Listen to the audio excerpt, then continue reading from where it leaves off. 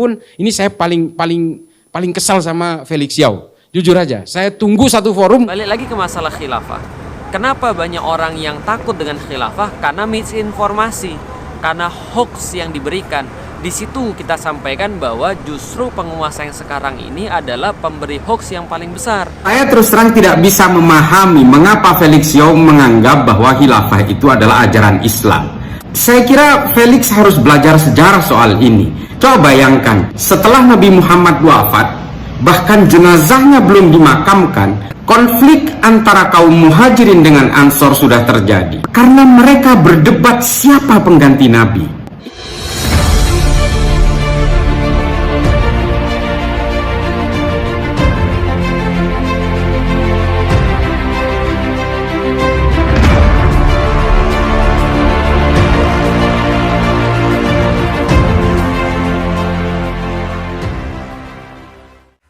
Assalamualaikum warahmatullahi wabarakatuh. Kembali berjumpa dengan saya di channel Hamzah Gantarang.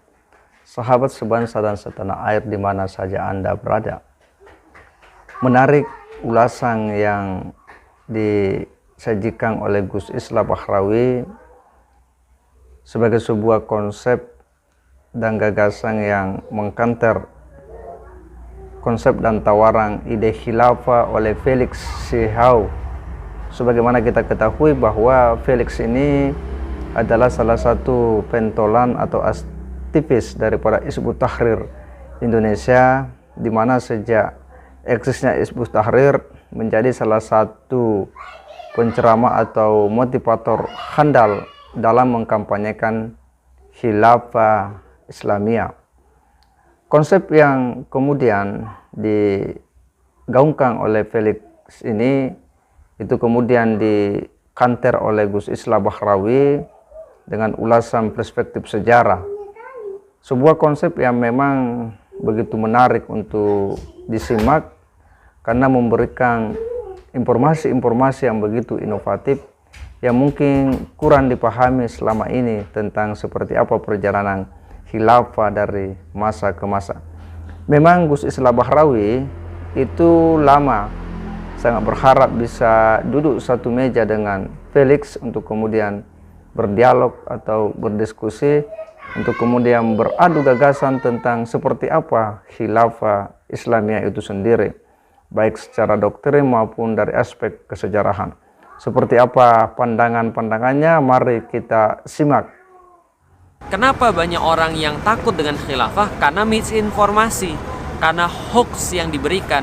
Di situ kita sampaikan bahwa justru penguasa yang sekarang ini adalah pemberi hoax yang paling besar.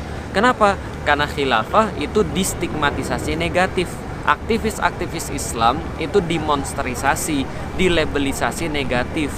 Ulama-ulama dicitrakan buruk. Nah, ini namanya. Karena ketidaktahuan orang jadi takut dengan ulama, orang jadi takut dengan pergerakan Islam, orang menjadi takut dengan dakwah Islam, takut dengan khilafah. Padahal kenapa harus takut? Khilafah itu bukan sesuatu yang aneh kok di dalam Islam. Kenapa? Ya tiap kali Ramadan bentar lagi nih kita akan dengar Rasulullah itu punya khalifah. Siapa namanya? Khalifah Abu Bakar, Khalifah Umar, Khalifah Utsman, Khalifah Ali. Itu sudah biasa. Apa itu khalifah? Di dalam Al-Quran disebutkan salah satu arti daripada khalifah. Wa idz qala rabbuka lil malaikati inni ja'ilun fil ardi khalifah. Dan ingatlah ketika Allah berfirman kepada malaikat bahwa Allah akan menjadikan di atas muka bumi khalifah, yaitu adalah pengelola, penggantinya Allah, wakilnya Allah di muka bumi ini. Maka khalifah adalah kalau di dalam arti politik yaitu adalah penggantinya Rasulullah Shallallahu Alaihi Wasallam dalam mengurus urusan dunia. Maka Rasulullah ketika wafat, siapa yang ngurusin umat muslim? Semuanya, seluruh dunia, Abu Bakar. Siapa yang ngurusin kaum muslimin pasca wafatnya Abu Bakar? Khalifah Umar. Setelahnya siapa? Khalifah Utsman. Setelahnya siapa? Khalifah Ali. Dan terus menerus kemudian ini terjadi sampai Khilafah Utsmani runtuh pada tahun 1924. Itu sesuatu yang biasa dalam sejarah. Kajian sejarah ada, orang-orang barat juga membahasnya, orang-orang yang bukan barat juga membahasnya. Dan pertanyaannya adalah, coba Anda lihat, sejarah khilafah itu lebih banyak yang mengerikan atau lebih banyak yang justru membahagiakan, membanggakan, hebat, keren gitu loh maksudnya. Kapan masa-masa ketika Islam tuh memimpin dunia? Masa khilafah. Kapan masa-masa Islam tuh ketika menerangi dunia dengan ilmu pengetahuan? Masa khilafah. Kapan penaklukan Konstantinopel? Masa khilafah. Kenapa harus takut dengan khilafah? Anda takut karena Anda nggak tahu, atau Anda sengaja membuat orang nggak tahu. Anda sengaja menyebar hoax sehingga orang takut dengan khilafah. Kenapa takut dengan khilafah? Khilafah ini adalah gampangnya begini, nggak usah bahas yang jauh-jauh deh. Al-Quran, As-Sunnah, salah atau benar? Ya pasti benar lah kalau Muslim, itu kan ya. Kecuali kalau bukan Muslim, pastilah kita suka dengan Al-Quran, pastilah kita suka dengan Sunnah. Khilafah itu adalah penerapan Quran dan Sunnah, gampangnya gitu aja. Jadi penerapan syariat Allah, penerapan Al-Quran, As-Sunnah dalam kehidupan, itulah khilafah. Mudah banget gitu loh maksudnya. Jadi kenapa takut? Orang takut karena orang nggak ngerti. Orang takut karena orang nggak paham. Orang takut karena memang sengaja ada yang menakut-nakuti. Oke, kalau gitu kita lihat gini. Oh tapi kan nggak perlu khilafah. Oke, sekarang Dari penyajian Felix, nampak bahwa Felix tidak atau kurang menggunakan referensi sejarah untuk kemudian mengurai konsep khilafah, tapi lebih banyak melakukan pendekatan doktrin dan nas-nas yang bagaimana dia menafsirkan ayat bahwa wa qala rabbuka lil malaikati inni ja'ilun fil ardi khalifah. Dia memaknai bahwa sebenarnya itu penunjukan sebagai khilafah, padahal khalifah dengan khilafah adalah dua konsep yang berbeda. Khilafah adalah sebuah sistem politik dalam mengelola kekuasaan pemerintahan, sementara khalifah sebagaimana maksud ayat tersebut itu adalah sebagai wakil Tuhan di bumi yang bertugas untuk memakmurkan bumi ini. Dia bukan sistem politik sebagaimana yang dipahami oleh Felix. Nah, kita akan coba menyimak bagaimana penjelasan dari Islah Bahrawi tentang ide-ide yang selalu dilontarkan oleh Felix ini, karena memang Gus Islah Bahrawi berharap sekali bisa bertemu dengan Felix. Kita makanya dituntut untuk menjadi Islam yang wasati. Kita berada di garis tengah, tidak ke kiri, tidak ke kanan. Makanya kita itu kemudian dituntut untuk melakukan kepatuhan terhadap konsep-konsep bernegara di luar konsep-konsep dalam beragama. Karena bagaimanapun, ini saya paling kesal sama Felix Yao. Jujur aja, saya tunggu satu forum nggak ketemu. Ketemunya sama Ismail Santo yang cuma manggut-manggut aja. Kemarin di TV One itu. Saya udah incer. Karena tadinya Felix, ternyata diganti oleh Ismail. Saya tuh ngincer. Tidak ada dalilnya dalam Islam itu membela tanah air. Ini ajaran dari mana? Dia nggak tahu bahwa korban perang Uhud itu namanya Mukhairik, orang Yahudi. Kalau itu perang agama, Nabi nggak mungkin ngajak orang beragama lain. Ini adalah konsep bela negara, bela tanah air. Karena Madinah diserang oleh orang-orang kafir Quraisy, makanya Nabi mengajak orang Yahudi, orang Nasrani untuk terlibat dalam perang. Dan salah satu syuhadanya itu adalah Mukhairik dari Bani Qainuqa.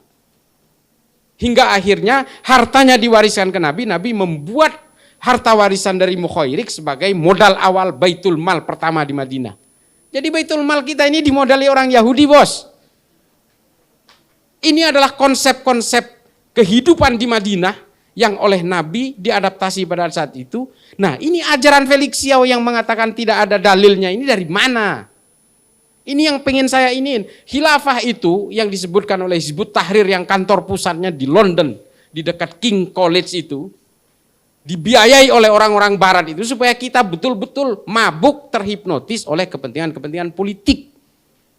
Ini sudah bertahun-tahun terjadi, sehingga orang Islam lupa terhadap leluhur-leluhurnya yang lebih mementingkan ilmu pengetahuan. Dan hari ini kita dihadapkan oleh algoritma digital dan kita ketinggalan. Elon Musk itu sudah mau ke angkasa, mau ke bulan, mau ke Mars segala macam. Kita masih sibuk dengan urusan Bacaan sholat mau bacaan niat untuk masuk ke kamar kecil. Ya Allah, udahlah. Selesaikan itu. Belum soal nama. Kalau Wisnu ini kafir, nama yang Sri harus ganti. Wayang diharamkan. Aduh, ini apa-apaan sih? Kita ini kok seolah-olah ingin dicabut akar budaya kita ini dari kebangsaan kita. Sehingga apa? Ketika otak kita sudah nol, kita dikuasai oleh mereka dan kita didikte menjadi boneka-boneka mereka. Ini kan semua politik. Semua jaringan teror di seluruh dunia hari ini, itu semua tujuannya politik. Untuk menegakkan daulah khilafah Islamiyah. Oh, namanya keren. Ada Jamaah Islamiyah, Jamaah Ansarud Daulah, Jamaah Ansarud Khilafah. Wow, namanya keren-keren, Islami banget. Padahal semua tujuannya adalah membangkitkan revolusi, membentuk toliah-toliah untuk menguasai negara ini. Coba itu, Taliban. Bangga banget, kita usir asing. Hari ini apa? Mereka ngemis-ngemis kepada asing. Ini dunia hari ini. Tidak mungkin satu negara bisa hidup tanpa bantuan negara lain, kafir-kafir lain. Ini yang harus kita pahami. Saya terus terang paling suka menggunakan konsep-konsep sejarah karena tidak ada dispute di dalamnya. Tinggal kita adu literasi aja. Mau Ad-Dinuri, Ad-Dinawari, Ibnu Athir, Ibnu Kathir, Ibnu Mas'udi, Imam Suyuti, At-Tabari. Mari kita pakai semua literatur itu. Kalau fikih nggak ada batasnya, pasti debatnya panjang sampai kiamat itu. Saya nggak pernah mau pakai fikih, mau pakai ayat juga nggak pernah. Saya tampil di TV dimanapun, di seminar apapun, dengan kelompok HTI, kelompok Wahabi, nggak pernah saya mau pakai fikih-fikih. Selain saya memang bukan ahli fikih, fikih itu adalah interpretasi. Fikih itu adalah otak manusia. Tertentu, manusia kemudian dengan cita-cita politik yang utopis, seolah-olah begini, kalau agama kamu ingin jaya, maka kamu harus berjaya dalam politik. Inilah kemudian yang melahirkan kekerasan-kekerasan, melahirkan caci maki, kebencian antar sesama umat manusia. Gini loh, dalam Islam itu bisa berjaya karena ilmu pengetahuan. Karena politik, kemudian Islam itu memusuhi satu sama lain. Ini karena politisasi agama. Kalau kita mau tahu, Sunni dan Syiah bermusuhan 1400 tahun hingga hari ini. Semuanya diawali dari politik. Jadi ini semuanya adalah urusan di agama, bukan politik? Orang-orang penganut agama hari ini dijejali dengan mimpi-mimpi politik supaya apa? Supaya terpecah belah. Pak Mustafa, silahkan. Politisasi agama itu telah memporak-porandakan sejarah agama-agama. Di dalam Islam, saling bunuh sesama Islam, saling perang sesama Islam itu terjadi. Perang Jamal, perang Siffin dan sebagainya. Pembunuhan Sayyidina Utsman, pembunuhan Sayyidina Ali, Sayyidina Hasan, Sayyidina Husain itu terjadi karena politik.